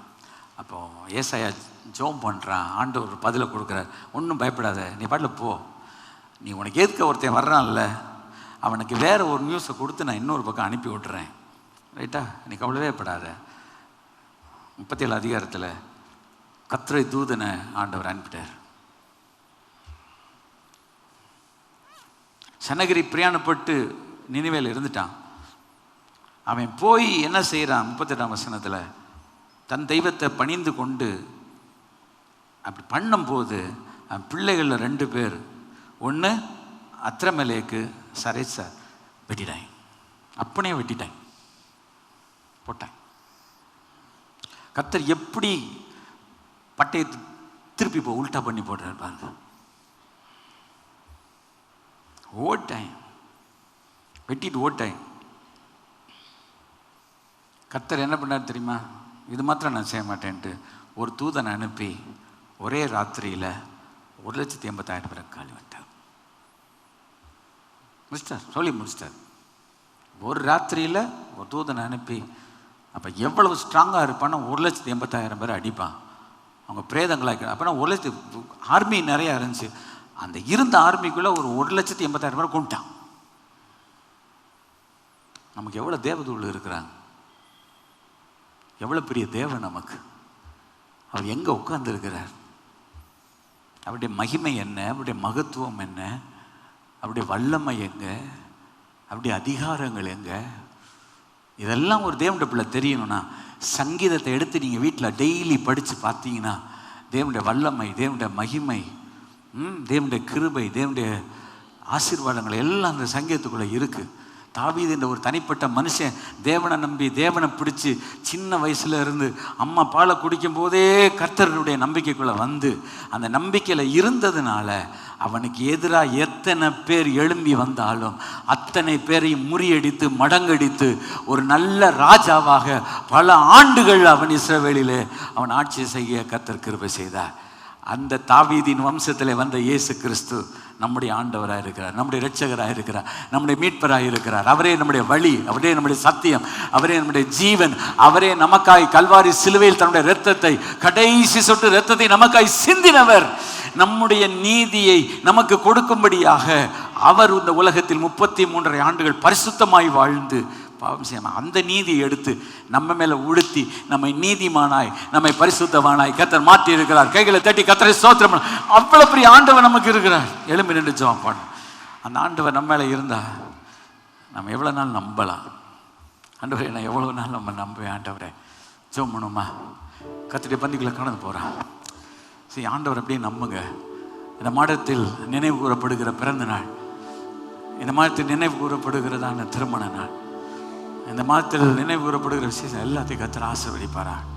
கர்த்தருடைய போக்கை, கர்த்தருடைய வரத்தை, நம்முடைய கைகளின் பிரயாசத்தை, நம்முடைய அப்பத்தை, தண்ணீரை, நம்முடைய தொழிலை, எல்லாத்தையும், வியாபாரத்தை நம்முடைய வேலை, பொறுப்புகள், உத்தரவாதங்கள் எல்லாவற்றை கர்த்தர் ஆசீர்வதிப்பார். அப்பத்தை தண்ணீரை ஆசீர்வதிப்பார். வியாதியை விலக்குவார். அவரே நம்முடைய டாக்டராய் வரியாரியாய் கர்த்தராய் இருப்பார். கைகளை உயர்த்தி கர்த்தரை ஸ்தோத்திரம் பண்ணணும். ஹல்லேலூயா. ஒரு நல்ல ஆண்டவர், ஒரு நல்ல ஆண்டவர். இயேசுவை போல் ஒரு நல்ல ஆண்டவர் வேறு யாருமே இல்லை. அதனால் நான் அவரை நம்பலாம், எவ்வளவு நம்பலாம். சொல்லுங்கள், ஆண்டவரே நான் எவ்வளோ நாள் நான் நம்புகிறேன் ஆண்டவரே. ஹல்லேலூயா. நான் முழுசு உங்களை நம்பலாம் ஆண்டவரே. Thank you Lord, thank you Lord, thank you Lord, thank you Lord, thank you Lord, thank you Jesus. அந்த ஒரே ஒரு பாடலை மாத்திரம் ஒரு ஸ்டான்ஸ். நம்பத்தக்க தகப்பனே உம்மை தானே நம்பி உள்ளேன்.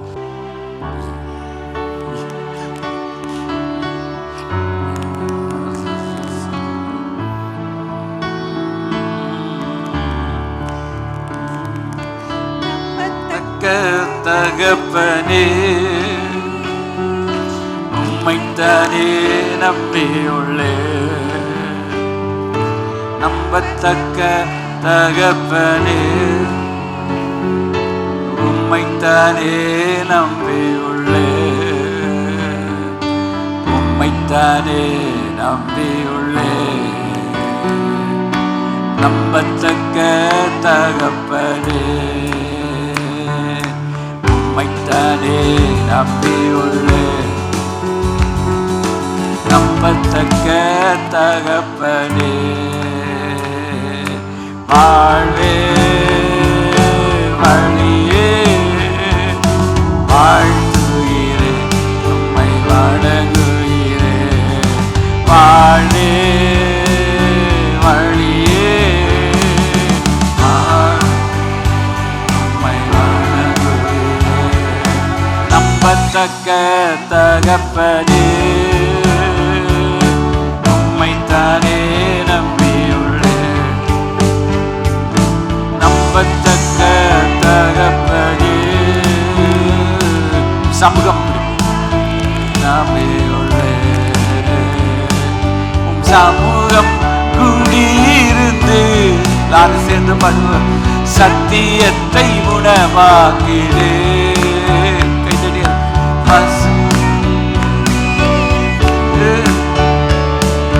சத்தியத்தை உணவாக்கிறே. வசனம் தியானம் செய்து வார்த்தையால் வாழ்கிறே. வசனம் தியானம் செய்து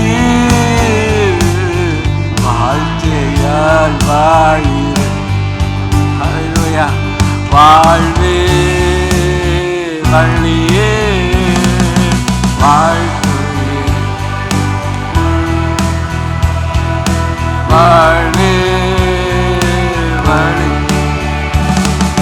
வாழ்த்துகிறே உம்மை வணங்குகிறே.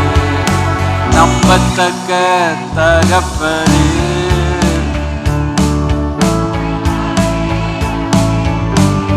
ஹல்லேலூயா.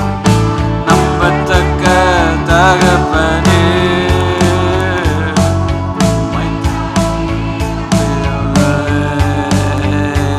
கைகளை உயர்த்தி நம்ம தான் நம்புறேன் ஆண்டவரை. அந்த நம்பிக்கையில் நான் வளரணும். சொல்லுங்க, அந்த நம்பிக்கையில் ஒவ்வொரு நாள் நான் வளர்ந்துக்கிட்டே இருக்கணும் ஆண்டவரை. அந்த நம்பிக்கையில் நான் வளர்ந்து ஒரு உயர்ந்த நிலைமையை நான் அடையணும் ஆண்டவரை. அப்போ நான் சொல்வேன், சியோனில் எந்திட அஸ்திபாரம் கிறிஸ்துவே, அவர் நான் என்றும் நம்பும் கண்மலை.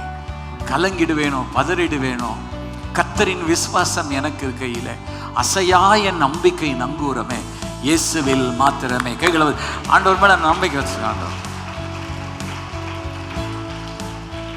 இந்த அனுபவத்தை எல்லாருக்கும் தார்.